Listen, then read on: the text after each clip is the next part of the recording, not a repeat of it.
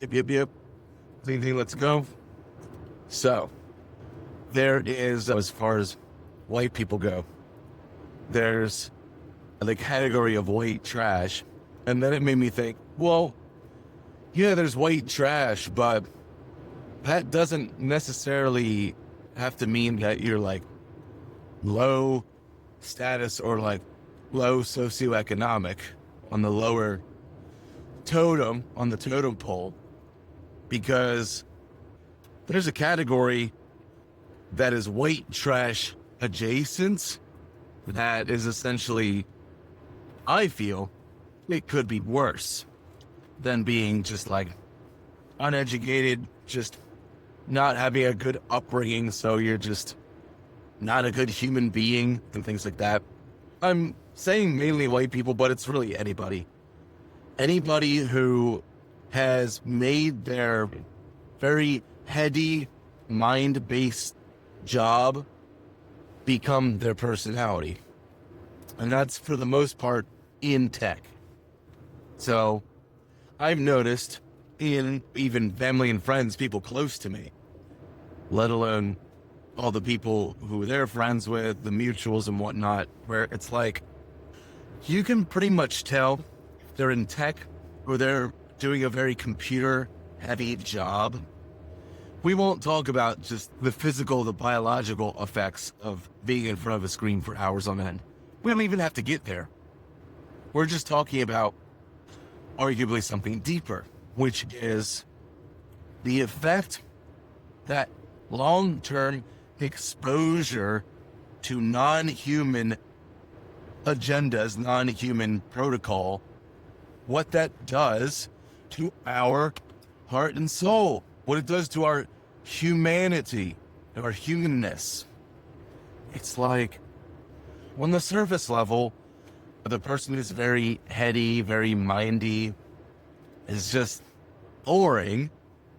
But on a deeper level, this heavy mind personality, beingness, it essentially usurps, it essentially supersedes the heart, the body, maybe even the emotions too. But like, we're talking being like rooted and grounded in the core of I. It's a shame.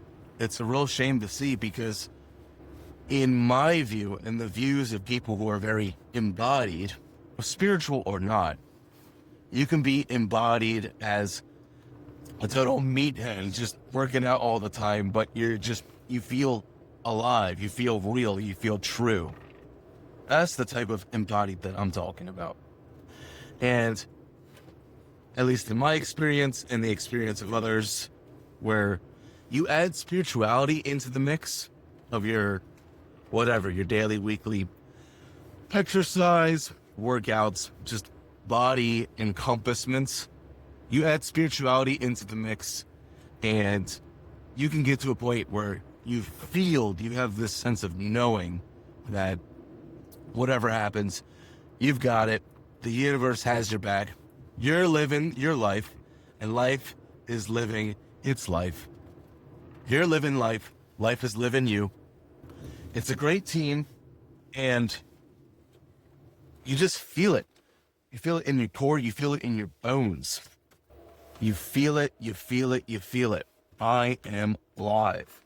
Life is alive. Life has given birth to me.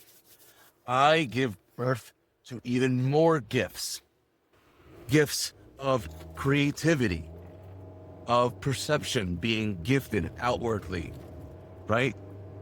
Like what I'm doing with this content and what people are doing in general, creatively, just making products, physical or intangible, just like putting themselves out there, just like giving it from the heart and soul, giving it. It makes me feel more alive, more inspired, just thinking about those types of people. It's awesome. So, back to the topic at hand. We really need to watch out, depending on where you are in this equation. If you're that person that's really like getting more and more in their mind over the years, whether or not it's from your job. But I will say straight up, if you've got a tech job, a computer heavy job, you got to watch yourself.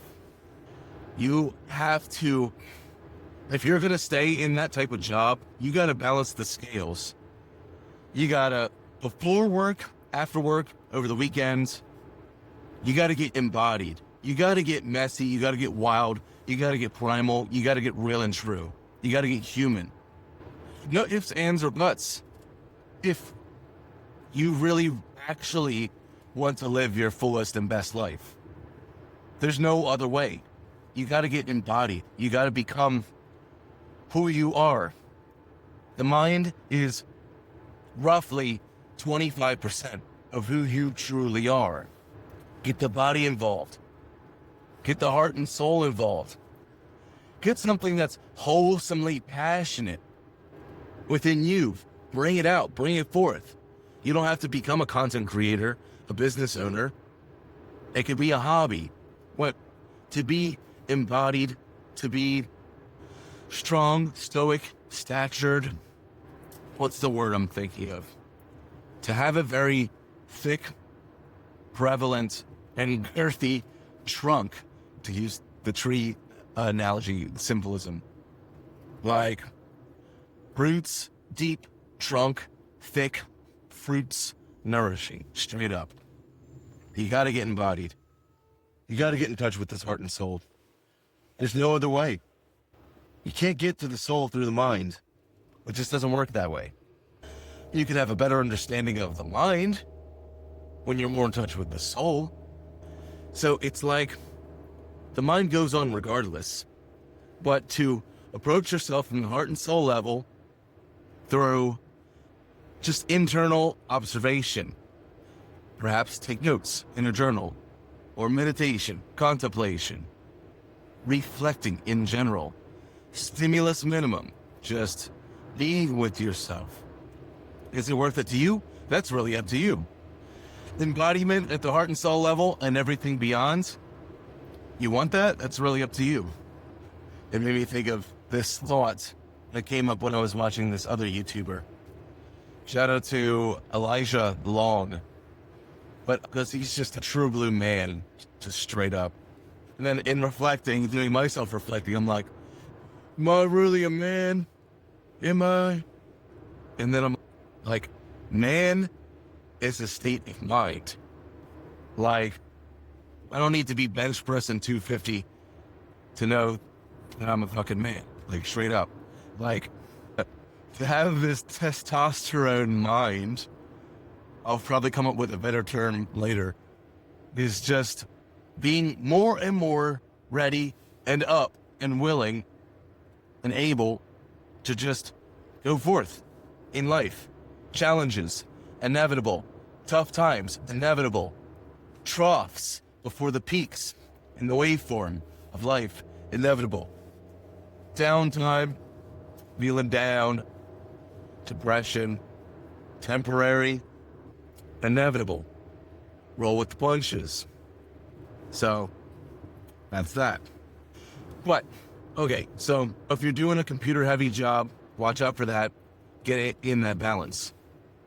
If you're not in a tech job, you're doing another type of job, cool. Our sort of initiation or continuation of vigilance is essentially watch out for these types of people.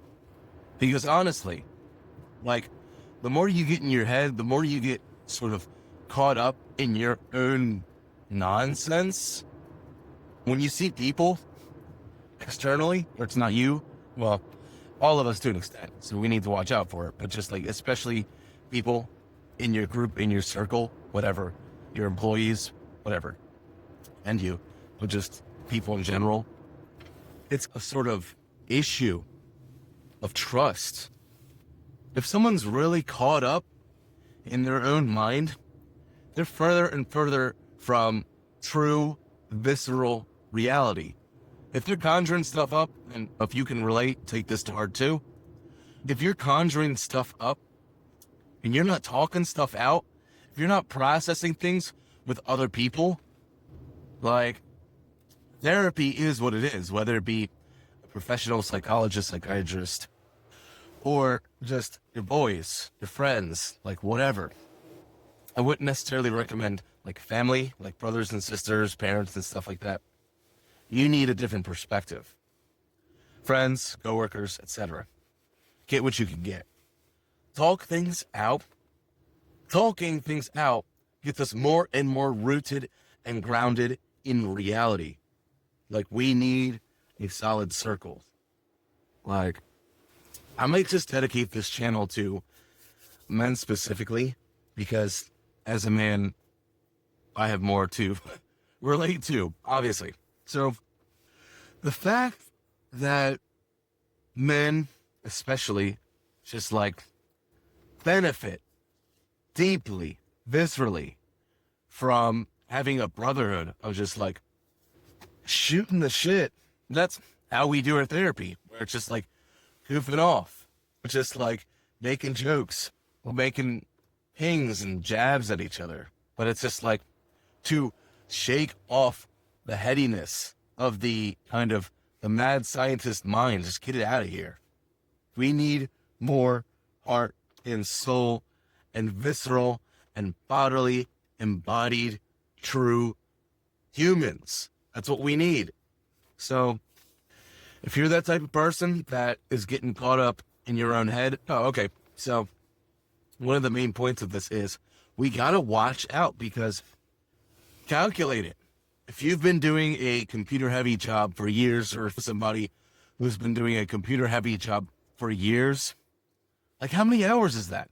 Like, I've done the math for the hours that I do in my job, and I love my type of job where it's face to face, a bunch of people socializing, the young people more in touch with their soul. So they're teaching me as I'm teaching them. It's beautiful. It's amazing. It's human. It's real. It's awesome. I, at this point, probably have done more than 12,800 hours of working in schools, of working with young people, young soul-based humans. So I have gotten all of this experience, all of this wisdom in that category.